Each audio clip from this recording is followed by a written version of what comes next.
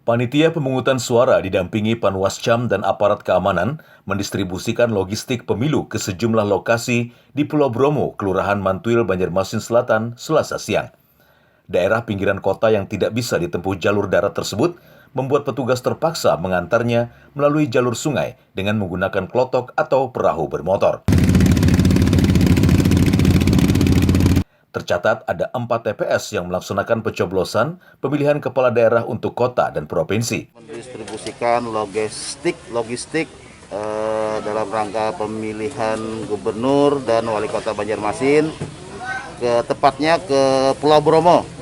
Nah, di Pulau Bromo terdapat 4 RT 4, 5, 6, dan 7, dan terdapat 4 TPS 7, 8, 9, 10. Insya Allah hari ini kita dikawal oleh unsur 3 pilar dan banyak bantuan dari rekan-rekan Polsek Banjarmasin Selatan. Kalau penyaluran karena Pulau Bromo bertepatan di seberang, tidak ada akses sementara yang dibangun oleh pemerintah kota belum selesai.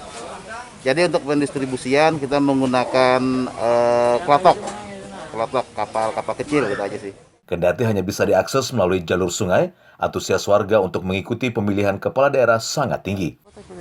Kalau untuk ini kan Pulau Bromo di sini nggak bisa lewat darat, jadi seluruhnya logistik dikirim melalui air, transportasi air gitu. Memang di sini daerah terpencil atau apa nih, Pak?